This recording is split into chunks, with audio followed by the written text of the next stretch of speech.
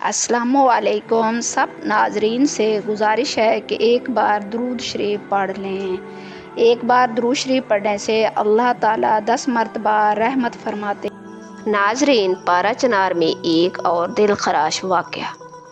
44 लोग अपनी जान से हाथ धो बैठे। तदफीन के बाद गम और गुस्सा और एहतजाज, दुकानें जलाई गई। पारा चनार कहाँ वाक़ है, इसकी अहमियत क्या है, पारा चनार में कौन कौन से कबाइल आबाद हैं,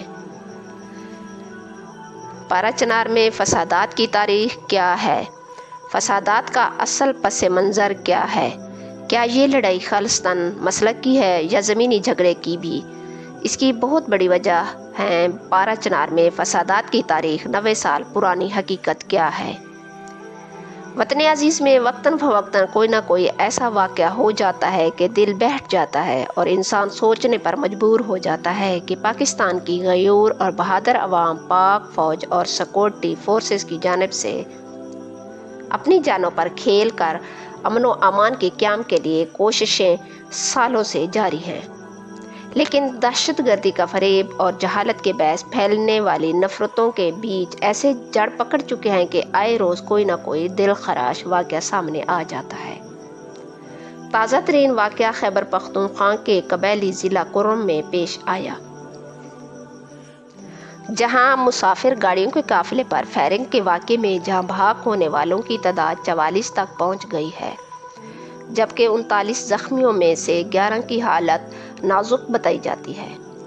कुर्म पुलिस के मुताबिक 44 शहीदों की मय्यतें पारा चनार पहुंचा दी गई, जिसके बाद उनकी तदफीन हुई और तदफीन के बाद फिजा सोगवार रही और इसके बाद वहां पर मुजाहरे शुरू हो गए, एहतजाज शुरू हो गए, दुकानें जलाई गईं, लोगों में गम और गुस्से की एक शदीद लहर पाई जाती है। जबकि 39 ज़ख्मियों में से 11 टल के फौजी अस्पताल में, जबकि शदीद ज़ख्मी पेशावर मुंतकिल कर दिए गए हैं। इसके अलावा 25 ज़ख्मी अलीजाई के अस्पताल और 3 पारा चनार के अस्पताल में मौजूद हैं। जो वफ़ात पा गए हैं उनका और ज़ख्मियों में से अक्सरियत का ताल्लुक अहले तशी से है। जुमारात को लोग कुर्म के इलाके मंदूरी में कानून नाफिज करने वाले इदारों की निगरानी में पेशावर से पारा चनार जाने वाली 200 गाड़ियों के काफ़िले पर मुतअद्दिद मकामात पर हमला किया गया था। ये काफ़िला उस सड़क पर सफ़र कर रहा था जिसे अक्टूबर में मुसाफिर गाड़ियों पर हमले के वाक़े के बाद बंद कर दिया गया था और कई हफ्तों बाद हाल ही में आमदोरफ्त की वजह से खोला गया था। जुमारात को पेश आने वाले वाक़े पर अगले रोज़ नमाज जुम्मा के बाद हज़ारों की तादाद में जमा लोगों ने पारा चनार की सड़कों पर एहतजाज किया। लोगों के गम व गुस्से के बायस हालात कशीदा रहे। BBC की रिपोर्ट के मुताबिक वाक़े में बच जाने वाले ऐनी शाहिदीन का कबैली अमायदीन और मकामी सहाफ़ियों से गुफ्तगू में कहना है कि जब काफ़िला पारा चनार की हदूद में दाखिल हुआ तो अंधाधुंध फायरिंग शुरू हो गई, जिसमें भारी हथियारों का भी इस्तेमाल किया जा रहा था। ऐसे लग रहा था जैसे आज कोई भी नहीं बच पाएगा। काफ़िले पर 3 मुख्तलिफ इलाकों में मोर्चे लगाकर फायरिंग की गई और कम अज़ कम 14 किलोमीटर के इलाके में काफ़िले पर फायरिंग होती रही। काफ़िले की हिफाजत पर 6 सिक्योरिटी एहलकार मामूर थे, जिनमें एक उस अंधाधुंध फायरिंग से जख्मी हो गया। फायरिंग मंदूरी, भगन और उच्चत तक की जाती रही। ऐनी शाहिदीन का ये भी कहना है कि उन्हें ये मालूम नहीं है कि हमला आवर कैसे आए और कैसे हमला किया, लेकिन वहाँ मौजूद लोगों का कहना था कि हमला आवर फायरिंग करके पहाड़ों की जानिब चले गए। उच्चत का इलाका पारा चनार और टल के दरमियान है और शाहीन गुल के मुताबिक उच्चत टल से 24 किलोमीटर दूर है, जबकि पारा चनार से कोई 75 किलोमीटर के फासले पर है। KP के हुकूमत के तर्जमान बैरिस्टर सैफ ने ज़िला कुर्म में मुसाफिर गाड़ियों पर हमले को अफसोसनाक करार देते हुए बताया है कि पहले पुलिस एहलकारों पर हमला किया गया और फिर मुसाफिर काफ़िले को दोनों अतराफ से निशाना बनाया गया। उनका कहना है कि वज़ीर आला KP के अली अमीन गंडापुर वाक़े की बराह रास्त निगरानी कर रहे हैं और ज़िलाई इंतज़ामिया, DPO, RPO समेत तमाम मुतल्लिक़ा ज़िलाई अफसर जाए वक़ूए पर मौजूद हैं।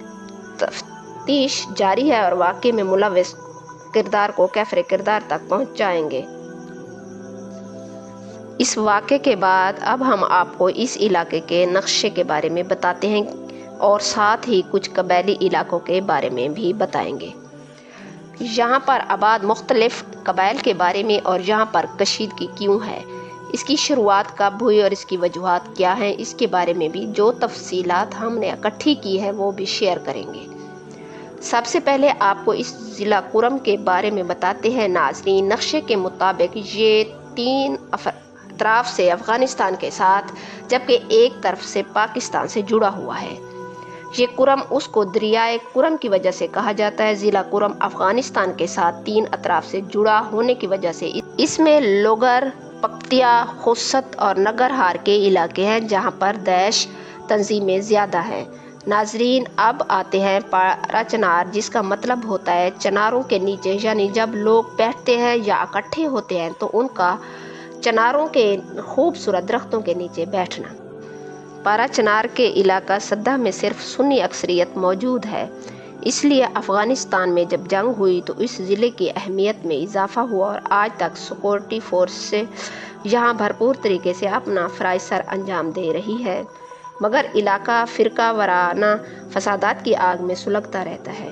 حالیہ واقعے سے پہلے اسی طرح کا افسوسناک واقعہ رواں سال 2 اگست کو بھی پیش آیا تھا، جس میں مسافر گاڑیوں کے قافلے پر فائرنگ سے خواتین سمیت 44 افراد جان کی بازی ہار گئے تھے، جبکہ 12 اکتوبر 2023 کو ایسے ہی قافلے پر حملے میں 15 افراد جان سے ہاتھ دھو بیٹھے تھے۔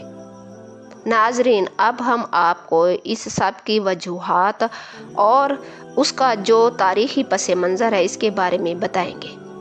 ایک اہم بات یہ ہے کہ ضلع کرم کا شمار ملک کے قدیم ترین قبائلی علاقوں میں ہوتا ہے۔ جب پاکستان نہیں بنا تھا تب انگریز حکومت کے دوران 1890 میں اس قبائلی علاقے کو آباد کیا گیا اور اس کے بعد یہاں زمینوں کی تقسیم شروع ہوئی۔ کرم کے زیادہ تر علاقوں میں زمین کا ریکارڈ آج تک موجود ہی نہیں ہے اور زمین کا ریکارڈ نہ ہونے کی وجہ سے ضلع میں مختلف مقامات پر مختلف قبائل اور مختلف افراد زمین کے ٹکڑوں کی ملکیت کے دعوے دار ہیں۔ یہ سرسبز زمین پانی کی وجہ سے بہت مشہور ہیں، یہاں چاول، سبزیاں اور میوہ جات اگائے جاتے ہیں۔ ناظرین یہاں زمین کا تنازع کم از کم 5 مختلف مقامات پر موجود 10 یا اس سے زیادہ دیہات یا قبائل کے درمیان ہے، جن میں زمین کے ساتھ ساتھ مسلک کی تقسیم بھی موجود ہے، یعنی متنازع زمینوں پر اہل تشیع اور سنی مسلک سے تعلق رکھنے والوں کا دعویٰ ہے۔ دلچسپ بات یہ ہے کہ ان قبائل کی بڑی تعداد سرحد کے دونوں پار آباد ہے۔ فساد کا باعث بننے والی بھی متنازع کی زمینوں کی تفصیل یوں ہے کہ پی واڑ اور گیدو کری منگل اپر کرم میں افغانستان کی سرحد کے ساتھ واقع دیہات ہیں۔ پی واڑ میں اہل تشیع کی اکثریت جبکہ گیدو اور کری منگل میں اہل سنت سے تعلق رکھنے والی آبادی ہے۔ اسی طرح نوشہرہ اور مندی خیل میں بھی اپر کرم یعنی پاڑا چنار میں واقع 2 دیہات شامل ہیں۔ ان دونوں علاقوں میں مذہبی لحاظ سے آبادی مختلف فرقوں میں تقسیم ہے اور یہاں جس زمین پر جھگڑا ہے اس کے دعوے دار قبائل نہیں بلکہ چند افراد ہیں۔ تاہم کسی بھی لڑائی کی صورت میں دونوں فریقین کا ساتھ ان کے قبائل دیتے ہیں، چاہے وہ ضلع بھر میں کہیں بھی آباد ہوں۔ متنازع زمین والے 2 دیہات مقبل اور کنج علیزئی بھی ہیں۔ مقبل میں اہل سنت جبکہ کنج علیزئی میں اہل تشیع آباد ہیں اور اس زمین پر ہونے والے تنازع پر موجود تشدد واقعات پر ختم ہوتا ہے۔ اسی طرح بالیش، خیل اور پارا چمکنی دیہاتوں کے درمیان بھی ہزاروں ایکڑ زمین کا تنازع ہے جس پر ہونے والی لڑائی فرقہ وارانہ واقعات پر ہوتی رہتی ہے۔ یہاں بنگش اور تورا حمزہ قومیں آباد ہیں۔ ان تمام مقامات پر موجود زمین کے تنازعات میں گزشتہ 10 سال میں سب سے زیادہ فسادات برپا ہوئے ہیں اور کافی لوگوں کی جانیں گئی ہیں۔ جن زمینوں کے لیے فسادات موجود ہیں وہاں صرف فصلوں کا کھیت نہیں، جن زمینوں کے لیے فسادات موجود ہیں وہاں صرف فصلوں کا کھیت ہی نہیں بلکہ ہزاروں ایکڑ پر پھیلی ان متنازع زمینوں میں قیمتی معدنیات بھی پائی جاتی ہیں۔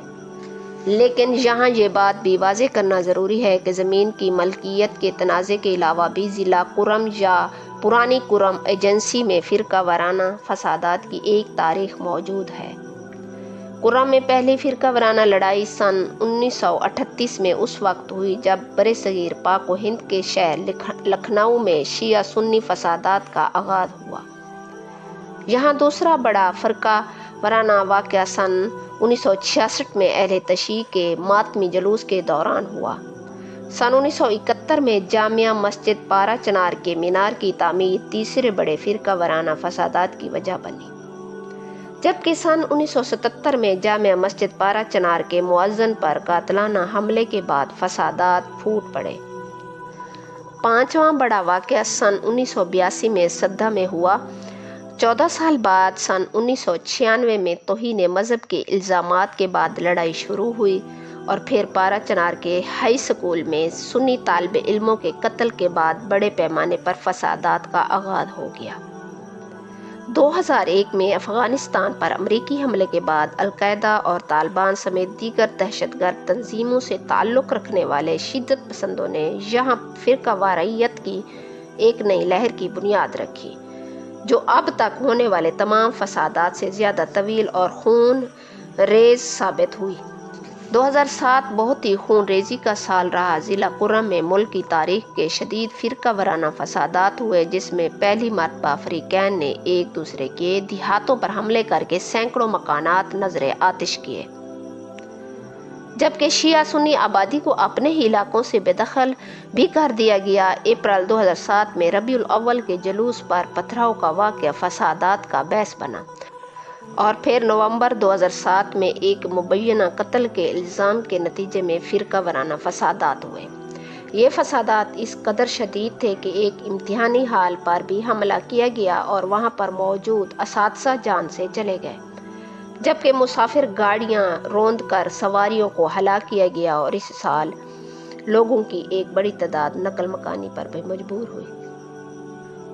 ان فسادات کی وجہ سے علاقے کی مرکزی شاہراہ تقریباً 4 سال تک عام ٹریفک کے لیے بند رہی۔ آخر میں آپ کو ایک اہم بات یہ بھی بتا دیں کہ اس علاقے میں موجود اکثریتی آبادی اہل تشیع تعلیم یافتہ ہے اور خواتین کی بڑی تعداد بھی تعلیم یافتہ ہے، لیکن فرقہ وارانہ نفرت اور قیمتی زمینوں کے باعث سال سے جاری فسادات میں سینکڑوں افراد اپنی قیمتی جانیں ہار چکے ہیں۔